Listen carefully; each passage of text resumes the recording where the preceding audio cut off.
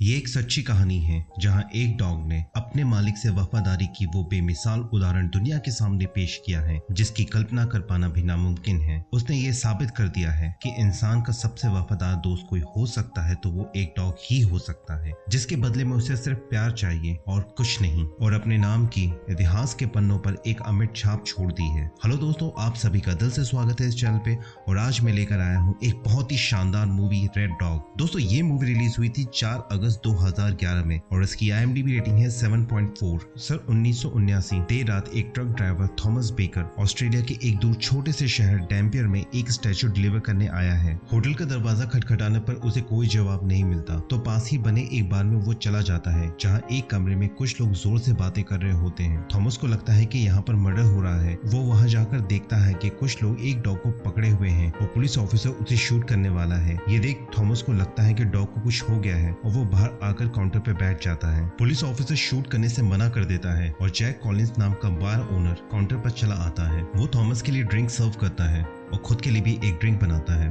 Thomas Jack से dog के बारे में पूछता है और जैक कहता है कि ये कोई आम डॉग नहीं है बल्कि ये ऑस्ट्रेलिया का मशहूर डॉग द रेड डॉग है। थॉमस ने कभी रेड डॉग के बारे में नहीं सुना, इसलिए जैक उसे रेड डॉग की कहानी सुनाना शुरू करता है। वो थॉमस को बताता है ठीक आज से 10 साल पहले जब वो और उसकी पत्नी मॉरिन डैम्पियर में आ रहे थे तब उन्हें सड़क के ठीक बीचों बीच एक डॉग मिला। ये कहाँ से आया था या कहाँ जा रहा था उन्हें नहीं मालूम। पहली नजर में उन्हें लगा कि शायद उसे कुछ परेशानी है या फिर वो प्यासा है। वो बहुत ही शांत था लेकिन वह खुद ब खुद ही कार में जाकर बैठ गया और उन्हें पता चला कि ये बहुत ही चतुर है और वो उसे अपने साथ डैम्पियर ले आए। दरअसल डैम्पियर वेस्टर्न ऑस्ट्रेलिया का एक छोटा सा शहर है जहाँ हेम्सले आयरन के नाम से एक माइनिंग कंपनी है और यहाँ दुनिया के अलग अलग जगहों से लोग काम करने के लिए आए हैं। तभी बार में वेटरनेरियन जानवरों का डॉक्टर आ जाता है जो सीधा रेड डॉग के पास जाता है और अंदर कमरे से वेनो निकलता है जो इटली के एक शहर अब्रूस्की से डैम्पियर आया था और हर बात पर अपने घर अब्रूस्की को मेंशन करता है। उसकी इस आदत से वहाँ के सभी कर्मचारी परेशान होते थे और इस वजह से कई बार उसकी पिटाई भी हो चुकी है। वेनो के 2 करीबी दोस्त हैं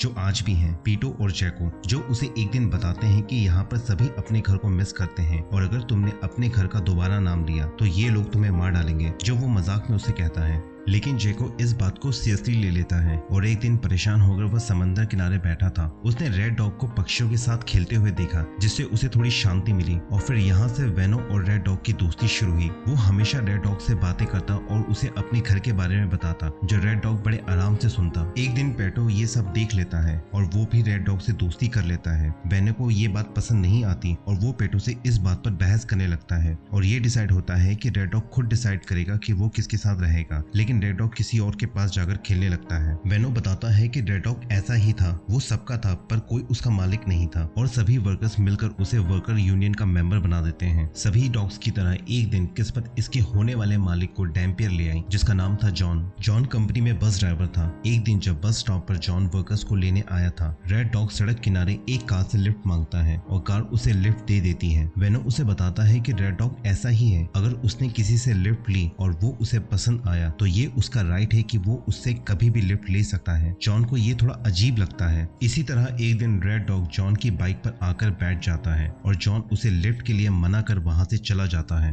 रेड डॉग आगे भी कई बार लिफ्ट मांगने की कोशिश करता है लेकिन जॉन उसे हर बार मना कर देता है। एक शाम बार में वर्कर्स अपने मनोरंजन के लिए रेड डॉग को लेकर एक खेल खेल रहे होते हैं जिसमें रेड डॉग को कम समय में खाना खत्म करना होता है और वो कर भी लेता है और ये सब जॉन वहाँ खड़ा देख रहा होता है। अगले टास्क में रेड डॉग को एक जिंदा चिकन को खाना होता है और इस पर जॉन इंटरवीन करता है और जॉन की लड़ाई सेंडास्की से हो जाती है। यहाँ पर पहली बार रेड डॉग वॉलेट होकर सेंडास्की पर भोंकता है और इनकी आपस में लड़ाई रुक जाती है और जॉन रेड डॉग को लेकर वहाँ से चला जाता है और अपने बस में उसे बुला लेता है और इस तरह से इन दोनों के रिश्ते की शुरुआत होती है। और इस दिन के बाद रेड डॉग का एक मालिक था। तभी वेटरनेरियन रूम से बाहर आता है और सबको बताता है कि उसने रेड डॉग को दवाई दे दी है ताकि वो आराम कर सके। बार में नैन्सी आती है और सीधे रेड डॉग के पास चली जाती है। वो रेड डॉग को सहलाने लगती है जिस पर जैक थॉमस को बताता है कि जॉन, नैन्सी और रेड डॉग ने काफी अच्छा समय साथ बिताया है और कहानी फिर से पास्ट में चली जाती है। नैन्सी डैम्पियर में सेक्रेटरी बनकर आई थी और जब वो बस में पहली बार चढ़ी तो उसे सीट नहीं मिली और वो रेड डॉग के साथ बैठ गई। रेड डॉग को ये पसंद नहीं आया। वैसे तो रेड डॉग मिलनसार होता है लेकिन बस की पहली सीट वो कभी किसी के साथ शेयर नहीं करता। उसने नैन्सी को उठाने की कोशिश की। नैन्सी के डांटने पर ही रेड डॉग ने नैन्सी के साथ सीट शेयर की। थोड़ी ही देर में जॉन बस में आता है और वो नैन्सी को रेड डॉग के साथ सीट शेयर करते हुए देखता है और और यहाँ पर दोनों की पहली बार मुलाकात होती है। आगे थोड़ी दूर जाने के बाद रेड डॉग बस में दुर्गंध फैला देता है, जिससे वहाँ का माहौल पूरा खराब हो जाता है और इस वजह से बस रुकनी पड़ती है। और बाहर जॉन और नैन्सी आपस में बात कर रहे होते हैं। वो नैन्सी को शाम में एक मूवी के लिए इनवाइट करता है और सभी वर्कर्स को इस बात से जेलसी भी होने लगती है। शाम को जॉन रेड डॉग को पेटो के पास छोड़ देता है, क्योंकि उसे लगता है रेड डॉग को नैन्सी के आने पर जेलसी होगी। पेटो का अपना सीक्रेट है जो किसी को नहीं मालूम है। उसे बुनाई का शौक है और वो रेड डॉग से कहता है कि वो उसके लिए भी बुनेगा, जिस पर रेड डॉग पीछे हट जाता है। वेनो और जोको पेटो से मिलने वहाँ आते हैं और पेटो सब छुपाकर उनसे मिलता है, लेकिन रेड डॉग पेटो की पोल सबके सामने खोल देता है और वहाँ से भाग जाता है। जॉन कार से नैन्सी को लेने जाता है, जहाँ उसे रेड कैट मिलती है जो बहुत ही खतरनाक है और उसे कंपाउंड में किसी की मौजूदगी पसंद नहीं। कंपाउंड के केयरटेकर मिस्टर क्रिपेज नैन्सी से कहते हैं कि कंपाउंड में गाड़ियां अलाउ नहीं है और वो दोनों वहाँ से चले जाते हैं। दोनों मूवी में कुछ अच्छे मोमेंट शेयर कर रहे होते हैं कि वहाँ रेड डॉग आ जाता है जो उन्हें वहाँ ढूंढ लेता है। जॉन और नैन्सी रेड डॉग को पेटो के पास छोड़कर बाइक से बीच चले जाते हैं, जहाँ पर शाह का आना जाना होता है और बातों ही बातों में नैन्सी जॉन को पसंद करने लगती है। वो दोनों कुछ रोमांटिक मोमेंट शेयर करते हैं। अगली सुबह रेड डॉग को दोनों के रिलेशनशिप के बारे में पता चलता है, जो उसे थोड़ा बुरा लगता है क्योंकि अब उसके और जॉन के बीच में नैन्सी भी आ चुकी है। वो तीनों मिलकर कुछ अच्छे वक्त साथ बिताते हैं और तीनों एक दूसरे के साथ कंफर्टेबल होते हैं। सबको यही लगता है कि रेड डॉग की वजह से ही जॉन और नैन्सी रिलेशनशिप में है और वेनो बताता है कि रेड डॉग की वजह से ही उसे उसकी वाइफ बेला मिली। वेनो बताता है कि ये सब तब शुरू हुआ जब रेड डॉग नैन्सी के घर गया, जहाँ उसका सामना हुआ रेड कैट से और उनकी लड़ाई शुरू ही हुई थी कि मिसेस क्रिपेज ने रेड डॉग को डराकर भगा दिया और रेड डॉग को गन से शूट कर दिया। रेड डॉग को इलाज के लिए वेटरनेरियन के पास ले जाया गया, जहाँ वेट की असिस्टेंट बेला से पहली ही नजर में वेनो को प्यार हो गया। रेड डॉग को 2 हफ्ते बाद दोबारा चेकअप के लिए आना था और वेनो को भी फिर से असिस्टेंट से मिलना था, इसलिए वो दोबारा खुद आने के लिए तैयार हो जाता है। वेनो नहा धोकर प्रॉपर्ली रेडी होकर दोबारा आता है, लेकिन असिस्टेंट से बात करने की हिम्मत नहीं जुटा पाता, इसलिए अगले हफ्ते फिर क्लिनिक आता है, फिर चौथे हफ्ते और फिर 5वें हफ्ते।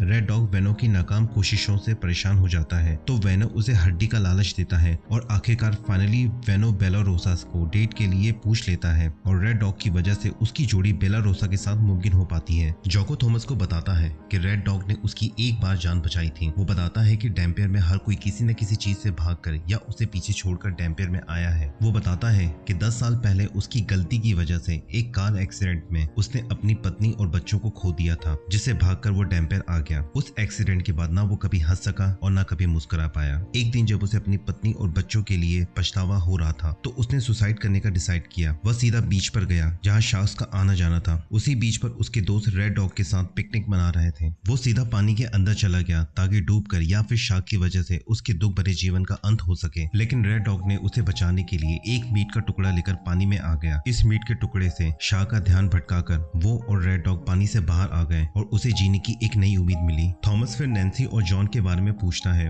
और पेटो बताता है कि एक दिन जॉन ने एक पार्टी ऑर्गेनाइज की, क्योंकि उसे डैम्पियर में आए हुए 2 साल 1 दिन हो चुके थे और वो इससे लंबा समय कभी भी कहीं नहीं रुका था। उसने उस रात सबके सामने नैन्सी को शादी के लिए प्रपोज किया और उसके साथ घर बनाने का फैसला किया। नैन्सी जॉन से शादी के लिए मान गई थी और पार्टी के बाद वो नैन्सी के घर चला गया, रेड डॉग को ये कहकर कि वो सुबह वापस आ जाएगा। जॉन और नैन्सी ने रोमांटिक मोमेंट शेयर किए और वो सुबह जल्दी ही निकल गया, लेकिन अपने घर नहीं लौटा और ना ही काम पर गया। किसी को जॉन की खबर नहीं थी कि वो कहाँ है। तब वेनो, जैको और पेटो उसकी तलाश में निकले और उन्हें सड़क के पास जॉन की डेड बॉडी मिली, जो एक रोड एक्सीडेंट में मर गया था। जॉन के जाने के गम में सब लोगों ने उसको प्रॉपर फ्यूनरल दिया, लेकिन रेड डॉग को भूल गए, जो अभी भी अपने मालिक के वापस लौटने का इंतजार कर रहा था। नैन्सी ने उसे अपने साथ रखने की कोशिश की, लेकिन सिर्फ उसका एक ही मालिक था। पेटो, वेनो और जैको ने भी ट्राई किया, लेकिन 3 हफ्ते तक रेड डॉग धूप में, सर्द रातों में वहीं बैठा अपने मालिक का इंतजार किया, बिना हिले सिर्फ सड़क पर अपनी निगाहें रखी। और एक दिन वो खुद जॉन की तलाश में निकला। वो ट्रांसपोर्ट स्टेशन गया, हर आदमी से मिला और अपनी आंखों में सिर्फ एक ही सवाल लिए, क्या तुमने जॉन को देखा? इस सवाल का जवाब किसी के पास नहीं था। वो हैमर्सले गया,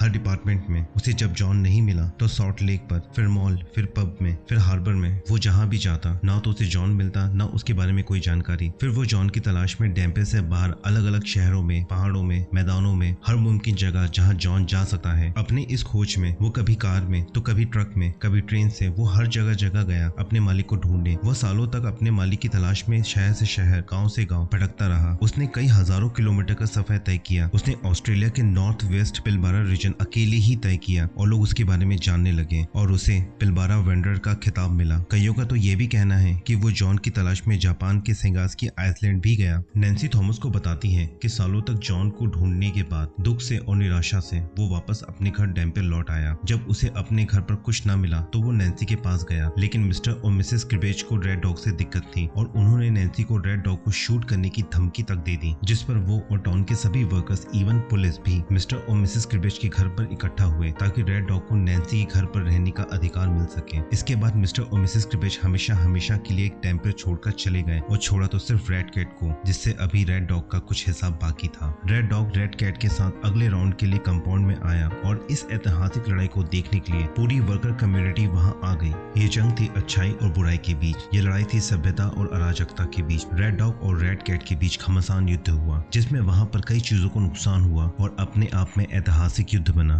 अंत में रेड कैट वहां से भाग गई, लेकिन रेड डॉग ने उसका पीछा किया और रेड कैट एक पेड़ पर चढ़ गई, जहां रेड डॉग ने सुबह तक उसका इंतजार किया और आखिरकार उन दोनों ने अपने डिफरेंसेस को भुलाकर पक्के दोस्त बन गए। रेड डॉग की इस कहानी के बाद कम्युनिटी डिसाइड करती है कि डैम्पियर की खोज करने वाले विलियम डैम्पियर का स्टैचू, जो थॉमस वहां स्थापित करने के लिए लाया था, को नहीं लगाया जाएगा, बल्कि वहां लगाया जाएगा द फेमस रेड डॉग को, और सब वहां इस बात को सेलिब्रेट करने लगते हैं। रेड डॉग वहां से उठकर अचानक चला जाता है और जब वहां वेटरेनियन को रियलाइज होता है तो सभी रेड डॉग को ढूंढने लग जाते हैं। पेटो, वेनो, जैको सभी रेड डॉग की तलाश हर जगह करते हैं और वो आखिरकार मिलता है तो वहां जहां किसी ने सोचा भी नहीं था। रेड डॉग अपने मालिक यानी जॉन की कब्र के पास अपने प्राण त्याग देता है और वहां सभी रेड डॉग को अपने मालिक के प्रति इस बेमिसाल वफादारी के लिए उसका सम्मान करते हैं। नैन्सी भी आकर रेड डॉग से अपने आखिरी शब्द कहती है कि अब तुम यहीं रहो, तुम घर पर हो। ठीक एक साल बाद थॉमस डैम्पियर में एक रेड डॉग लाता है जो वो नैन्सी को देता है और एक ग्रैंड सेरेमनी में रेड डॉग के स्टैचू को डैम्पियर में स्थापित किया जाता है, जिस पर सबको गर्व होता है। नैन्सी और थॉमस अब साथ हैं, वहीं जैको ने भी अपनी पिछली जिंदगी को भुलाकर आगे बढ़ गया है और यहाँ रेड डॉग द पिलबेरा वेंडरर की कहानी खत्म होती है। दोस्तों, मैं आप लोगों से दिली तौर पर यह दरख्वास्त करूंगा कि इस मूवी को जरूर देखें।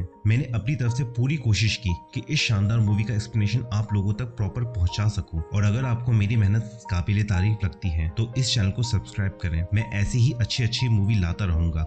मिलते हैं अगले वीडियो में, तब तक के लिए गुड बाय।